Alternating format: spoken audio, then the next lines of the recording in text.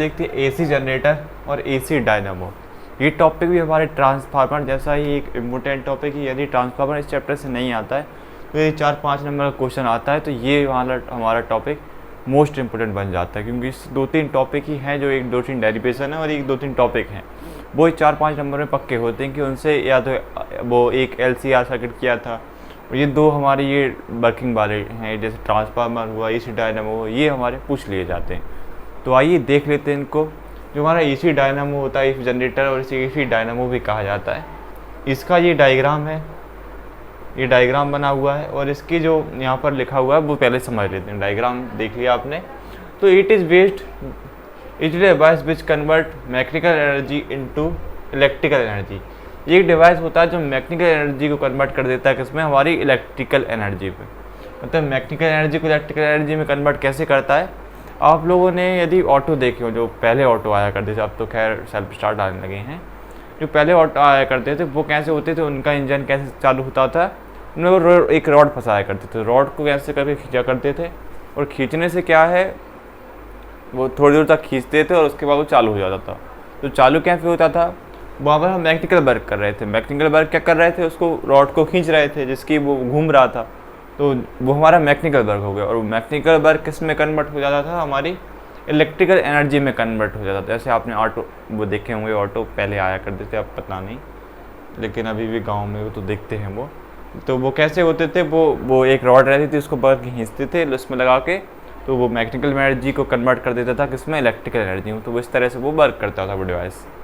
तो यही भी ऐसे कुछ होते हैं जो मैकेनिकल एनर्जी को कन्वर्ट कर देता है किसमें, इलेक्ट्रिकल एनर्जी में, जो एसी डायनामो और एसी जनरेटर हमारा होता है। तो वो मैकेनिकल एनर्जी को कन्वर्ट कर देता है किसमें, इलेक्ट्रिकल एनर्जी में। तो ये हमारा एसी डायनामो होता है, इसका वर्क होता है। अब इसका प्रिंसिपल क्या होता है, it is based on the phenomena of electromagnetic induction. जो इलेक्ट्रोमैग्नेटिक इंडक्शन का फेनोमेना होता है ये उसी का बेस होता है। कैसे काम करता है वो हम समझने वाले हैं। Whenever there is change in magnetic flux, EMF will induce। मतलब जो यहाँ पर चेंज इन मैग्नेटिक फ्लक्स होगा तो यहाँ पर EMF इंड्यूस हो जाएगा। तो कैसे चेंज इन मैग्नेटिक फ्लक्स होगा, कैसे EMF इंड्यूस होगा, इसमें होता है, यहाँ पर देखिए, यहाँ पर 1-2 मैग्नेट रखी होती हैं, एक नॉर्थ पोल होता है, एक साउथ पोल होता है, ये आपको पता है। यहाँ पर 2 मैग्नेट रखी होती हैं और बीच में एक आर्मेचर होता है, ये इस तरह का रेक्टेंगुलर शेप का, ये आर्मेचर बोलते हैं इसको। और यहाँ पर जो गोल गोल जो लगी होती हैं, जो क्या होती इनको बोलते हैं स्लिप रिंग्स। ये स्लिप रिंग 1 है, ये स्लिप रिंग 2 है, ये इस तरह से कनेक्ट होती है। मतलब कि यदि ये घूमेगा तो ये भी इसके साथ घूमती हैं, ऐसे नहीं ये रखी हुई है। ये यदि घूमेगा तो इसके साथ ये भी घूमती है। और इस पर यहाँ पर एक ब्रश लगा हुआ है, ब्रश 1, और ये 2 यहाँ से जो लगे हुए हैं ये ब्रश होते हैं। और यहाँ पर एक रेजिस्टेंस लगा हुआ है, तो ये ब्रश 1 है, ये ब्रश 2 है, ये स्लिप रिंग्स होते हैं, इसको आर्मेचर बोलते हैं। और ये 2 मैग्नेट यहाँ पर लगी हुई हैं, ये इसका स्ट्रक्चर है।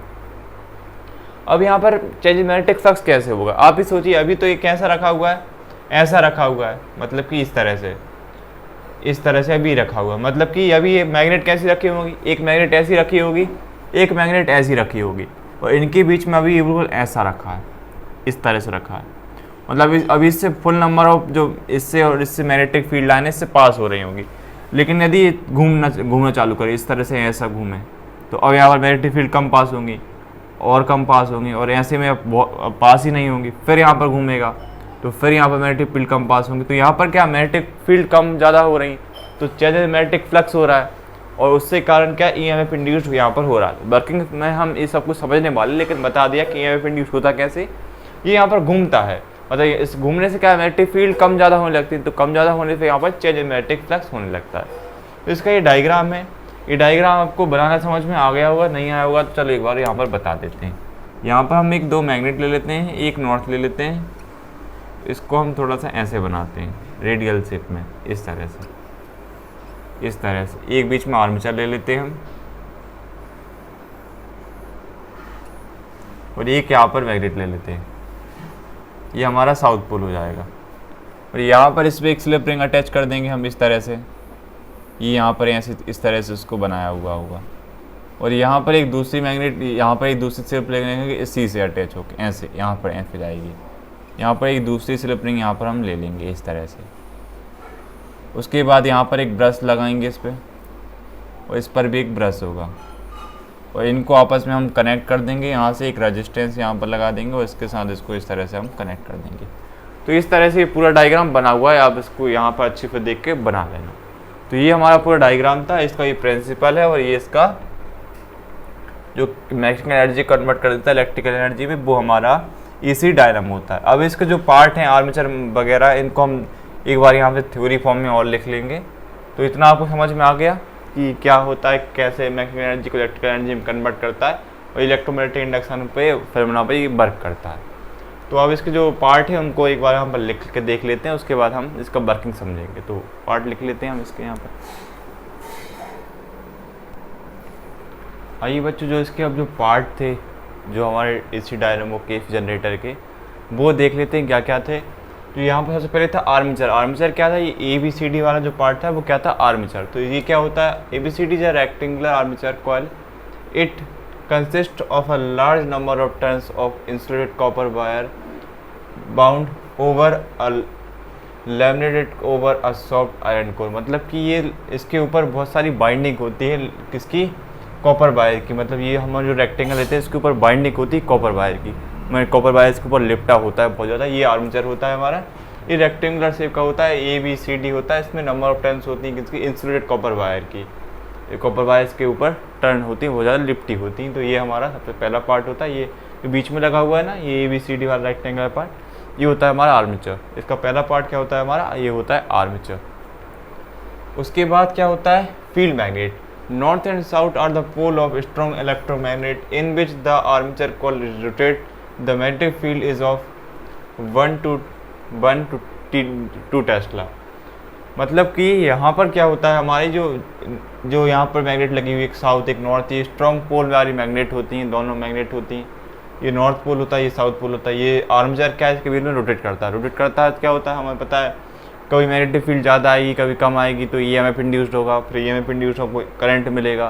तो इस तरह से इसका वर्क चलता रहता है, वो हम वर्क में देखने वाले। तो इसमें जो नॉर्थ और साउथ पोल होते हैं वो हमारी 2 पोल्स होते हैं इलेक्ट्रोमैग्नेट के। तो ये 2 पोल हो गए, ये हमारा आर्मेचर हो गया, इसके नॉर्थ और साउथ 2 पोल हो गए। उसके बाद क्या हो गया इसमें, उसके बाद स्लिप रिंग्स आ गई। स्लिप रिंग्स ये गोल गोल जो बनी हुई हैं वो इसकी स्लिप रिंग्स होती हैं। ये पहली स्लिप रिंग हो गई, ये दूसरी स्लिप रिंग हो गई, मतलब 2 स्लिप रिंग्स होती हैं। तो इनका क्या वर्क होता है, R1 और R2, इसको नाम दिया हमने दिया, ये R1 दे दिया, इसको R2 नाम दे दिया। और इसके वर्क क्या होते हैं, R1 और R2 are hollow metallic rings है। मतलब ये होलो होती हैं, खोखली हुई होती हैं, ये अंदर से एयरी होती है, बस इसमें खोखली होती है, जैसे बॉल होती है ना फुटबॉल जैसी। तो फुटबॉल जैसे गोल तो नहीं होती, ये रिंग्स हैं, ये रिंग्स फॉर्म है लेकिन होलो हैं। देख R1 R2 are hollow metallic rings to which 2 ends of armature coil are connected, the rings rotate with the rotation of coil. ये किससे कनेक्ट होती है, हमारा जो आर्मेचर होता है एक इससे कनेक्ट है, एक इससे कनेक्ट से, ये हमारे इस आर्मेचर से कनेक्ट होती हैं। और होता क्या, जब ये हमारा आर्मेचर घूमता है तो ये भी इसके साथ घूमती हैं। ये इस तरह से रखी नहीं रहती, ये इसके साथ घूमने लगती हैं, ये भी इसके साथ घूमती। मतलब कि ये ऐसा जाएगा तो ये भी आर्मेचर ये पूरा ऐसा घूमेगा, ये ऐसा जाएगा तो ये पूरा इसके साथ में घूम रहा है, ये सब पूरा पार्ट ये घूमता है, इसमें हमेशा रोटेशन चलता रहता है। ये ऐसी रखी नहीं रहती, ये रिंग्स भी इसके साथ आर्मेचर के साथ घूमती हैं। तो इतना आपको समझ में आई। R1 R2 जो हमारी स्लिप रिंग्स है, ये भी इस आर्मेचर के साथ कनेक्ट होती हैं, और कनेक्ट होती हैं तो वो भी इसके साथ घूमती हैं। उसके बाद क्या होता है, यहाँ पर ब्रशेस होते हैं। V1 V2 are the 2 flexible magnetic plates. ये B1 और B2 यहाँ पर ब्रशेस लगे हुए हैं, ये B1 ये B2 ये 2 ब्रश यहाँ पर लगे हुए हैं। तो ये इसके पूरे पार्ट होते हैं। ये यहाँ पर एक बार बता देता हूँ, ये नॉर्थ पोल होता है, ये साउथ पोल होता है, ये 2 यहाँ पर इसके पार्ट होती हैं, फील्ड मैग्नेट होती हैं। उसके बाद यहाँ पर एक आर्मेचर लगा हुआ है, आर्मेचर से हमारी 2 स्लिप रिंग्स कनेक्ट होती हैं, ये इसके साथ ही घूमती हैं। जब रोटेट करता है तो ये स्लिप रिंग्स भी इसके साथ रोटेट करती हैं। उसके बाद यहाँ पर इन स्लिप रिंग के साथ 2 ब्रशेस लगे होते हैं, B1 और B2 जो यहाँ पर लगे हुए हैं। ये भी आपस में इस तरह से ये कनेक्ट होते हैं, इस ऐसा कनेक्ट होते हैं, इस तरह से ये कनेक्ट होते हैं। तब ये घूमता है तो इसमें क्या है, EMF इंड्यूस होता है, क्योंकि मैग्नेटिक फील्ड चेंज होती है, तो इस तरह से इसमें करंट बन जाता है। तो इसके पूरे ये पार्ट होते हैं, ये पार्ट आपको नोट कर लेने कि कैसे हमारा आर्मेचर वो हमारा पूरा AC डायनामो बनता है, और इसके ये पार्ट होते हैं सारे के सारे। तो ये आप ये नोट कर लेना। समझ में आया इसके पार्ट कौन कौन से होते हैं, किस तरह से इनकी वर्किंग। अब इसकी वर्किंग और देख लेते हैं, ये वर्क कैसे करता है। वैसे वर्क आपको समझ में आ गया होगा, एक बार वर्किंग और देखते हैं। उसके बाद इसके करंट डायरेक्शन, मतलब करंट कैसे आएगा, करंट कैसे जाएगा, वो और देखेंगे हम। तो इसमें करंट और देखना है कैसे आता है, और बाकी वर्किंग, और बस ये हमारा टॉपिक हो जाएगा। तो वर्किंग और वो और देख लेते हैं।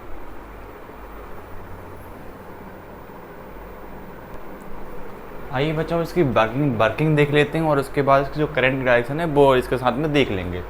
तो वर्किंग क्या होती है, as the armature coil is rotate in the magnetic field theta between the magnetic field and area vector of the coil change due to which the magnetic flux link with the coil change and has EMF induced. आपको समझ में आया होगा, नहीं आया होगा, देखिए अभी ये नॉर्थ पोल है, एक साउथ पोल है, और इस पे ये जो आर्मेचर है वो कैसे रखा हुआ है, इस तरह से रखा हुआ है। मतलब कि ये नॉर्थ पोल होगा, ये एक साउथ पोल, यहाँ पर तो मैग्नेट रखी होंगी और ये इस तरह से रखा हुआ है। तो यहाँ पर आप देख रहे हैं जैसे अभी full number of magnetic field line इसके इस तरफ और इस तरफ इस पे यहाँ पर जा रही है। तो मैग्नेटिक फील्ड यहाँ से किस डायरेक्शन में जा रही है, मैग्नेटिक फील्ड डायरेक्शन भी अभी इस तरफ है क्योंकि नॉर्थ से साउथ जाती है मैग्नेटिक फील्ड। और जो हमारा एरिया वेक्टर होता है वो भी आपको पता है, ये आर्मेचर इस तरह रेक्टेंगुलर शेप है, तो इसमें भी हम परपेंडिकुलर लेते हैं आउटवर्ड में, या तो हम इस तरफ ले सकते हैं या तो हम इस तरफ ले सकते हैं। देखिए मैग्नेटिक फील्ड डायरेक्शन इस तरफ है तो हमने थीटा भी इस तरफ लिया हुआ है, तो इस तरफ ही इसका जो यहाँ पर मैग्नेटिक फील्ड और एरिया वेक्टर लिखा हुआ है वो यहाँ पर इस तरह से दोनों हैं। तो यहाँ पर अभी देखिए maximum number of magnetic field line इससे पास हो रही हैं, तो यहाँ पर बहुत ज़्यादा ईएमएफ बन रहा होगा, मतलब यहाँ पर इस तरह से ये रखा हुआ है।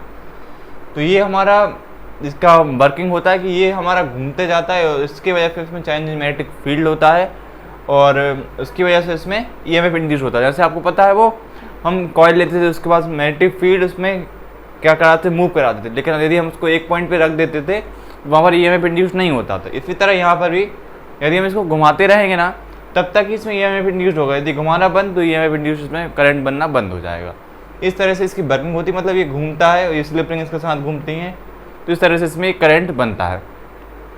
तो इसका करंट की वर्किंग इस तरह से होती है, इस तरह से इसमें वर्क ईएमएफ प्रोड्यूस होता है कि ये घूमता है इसके मैग्नेटिक फील्ड के पास में और वो इस तरह से।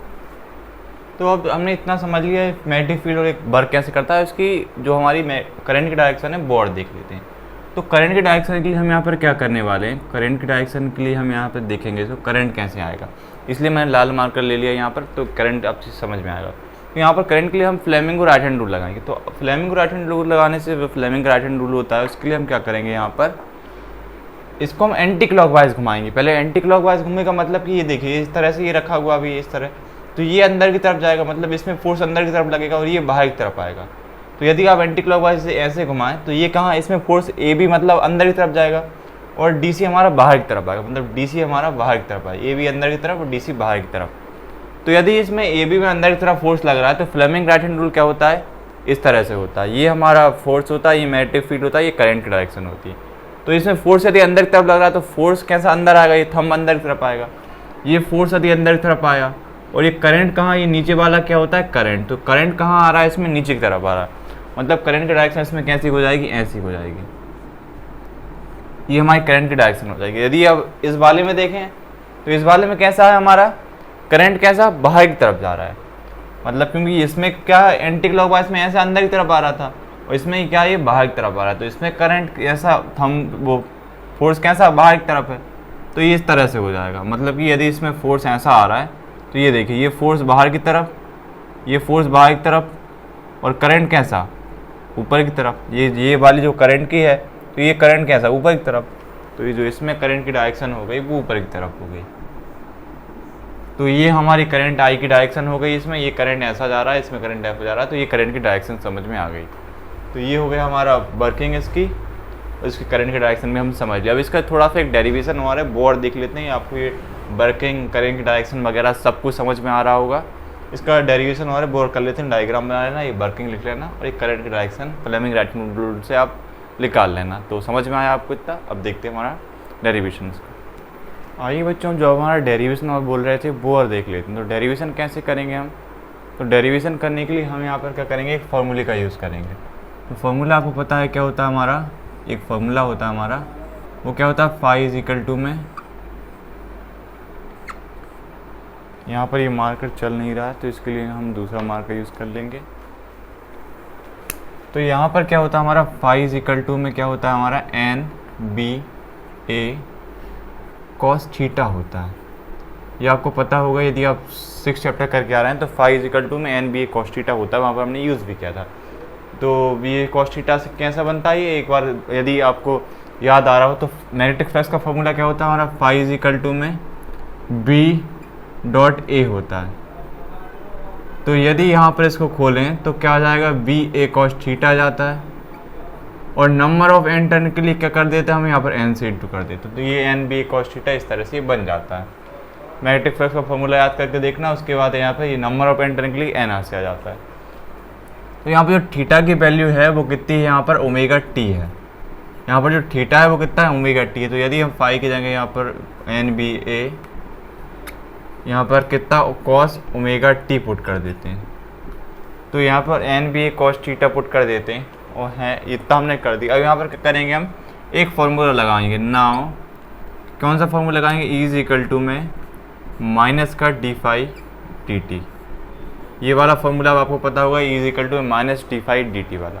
अब यहाँ पर क्या करेंगे, जो फाई की वैल्यू है वो यहाँ पर हम पुट कर देंगे, तो जो ई यहाँ से आ जाएगा वो देखिए, यहाँ से यदि इसको लिखें तो स्मॉल में लिख देते हैं क्योंकि स्मॉल में ये फार्मूला होता है। तो ई इज इक्वल टू में क्या जाएगा हमारा, माइनस का डी, यहाँ पर फाई की जगह क्या जाएगा, एन बी ए कॉस ओमेगा टी, नीचे डी टी आ जाएगा।